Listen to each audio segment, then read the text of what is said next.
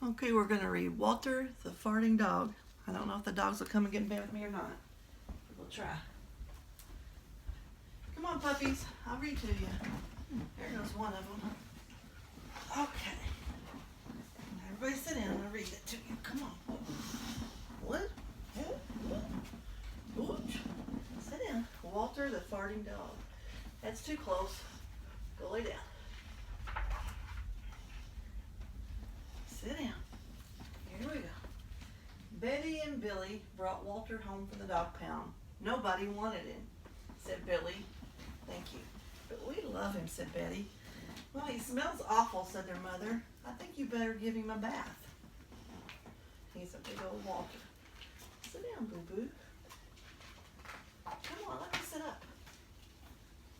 Mother walked in and said, come on, guys. Let me get up here. Sit down. Mother walked in and said, he still smells awful. And that's when they got the first clue, the telltale bubbles in the water. He's probably just a little nervous, said Mother hopefully. His stomach must be upset. But Walter's stomach wasn't upset.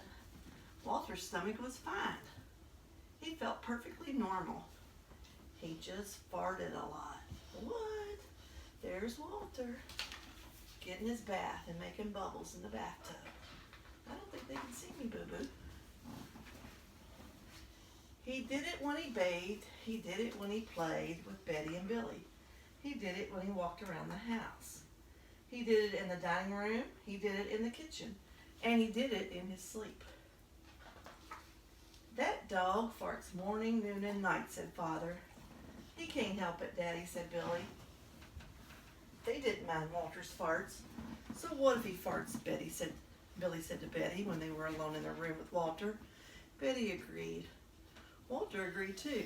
He sat there, looking innocently around, farting. Take him to the vet, said Father. To the vet? What? You like to go to the vet, don't you? They're friends. Farting, said the vet, or rectal flatulence, as we say in the medical profession, and prescribed a change in diet. Are y'all listening? Luna's listening. They gave Walter every kind of dog food. He farted. Come here, Loki. Come here, Loki. Get off of her. They tried him on cat food. They gave him hot dogs and hamburgers and lettuce and tomato sandwiches. Do you like tomato sandwiches, Loki? Hey, come here. They gave him fried chicken. Come here, Lou. They gave him rabbit food. They made him a vegetarian. No matter what that dog eats, he turns it into farts, roared Father. Oh no, he roared it. Change it into farts? Walter got the blame for everybody else's farts too. If Uncle Irv let one slip, he just went and stood near Walter.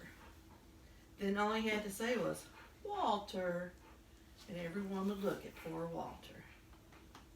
Isn't that right, Lulu? He has to go back to the pound, said Father. No, Daddy, please, begged Betty and Billy. Don't send Walter away. He goes tomorrow, said Father. They pleaded, and Walter farted. It was all over. That night, Betty and Billy cried in their beds, and Walter looked at them unhappily. Oh, Walter, said Betty, you've got to stop farting because Father's going to send you back to the pound tomorrow, said Billy. Oh, no. It's a terrible thing. Walter knew how serious the situation was. He'd never see Billy and Betty again. He resolved to hold in his farts forever. When Betty and Billy fell asleep, he walked down to the kitchen to see if there was anything around to eat. He managed to open the cupboard door with his nose and found the 25-pound dog bag of low-fart dog biscuits the vet had prescribed for him, which had made him fart more, even more. Even though he knew they made him fart more, he couldn't resist. He ate the entire bag. Very tasty, said Walter to himself. And then he went down to lay on the sofa. A gigantic gas bubble began to build inside him. This is going to be trouble, he said to himself nervously. He was afraid of what might happen if he let it go. He thought maybe the house would explode, so he kept it in. It wasn't easy. In fact, it was torture, but he resolved to never fart again. His future depended on it as he lay there with his tail wrapped tightly between his legs. He heard a noise at the window. I don't know if you can see the picture all the way from there, but that's Walter laying on the couch. And he heard something at the window. Let's see what it is. He watched it slowly open. A pair of burglars came through. They dropped silently into the kitchen. Watch out for the dog, said one of the burglars. He won't bite, said the other. He's a wimp. Walter might have bitten him, except he was so filled with gas he couldn't move. They tied a rag around his snout so he couldn't bark. Okay, whispered the first burglar. Let's clean this place out. They took everything they could get their hands on. Walter wanted to stop them, but he was having unbearable gas pains. He rolled on his back and he waved his paws in the air. He gnashed his teeth. We've got it all, said the second burglar. Let's go. That's when Walter let it fly. It was the worst fart of his life. It made a tremendous noise and shot him across the room. A hideous cloud filled the air. The burglars clutched their throats, unable to breathe.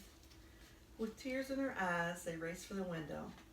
They tried to grab their bag with all the valuables in it, but their arms were too weak. Let's get out of here. They jumped out the window and ran up the block, choking and gasping for air, still blinded by Walter's attack. They stepped into the headlights of an approaching police car. Hold it right there, said the policeman. When father and mother came down in the morning, they found the open window, and they saw the bag with their valuables in it, and Walter was sitting beside it. He still had the rag tied around his snout. You have to say he looked heroic. He saved the silverware, cried mother.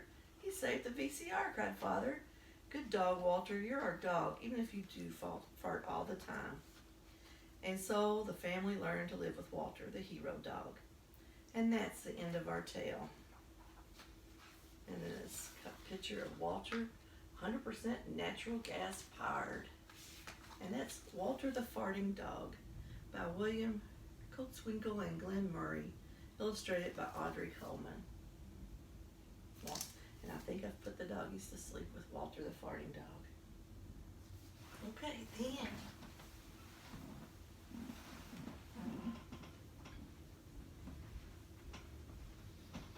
The end, bubbies.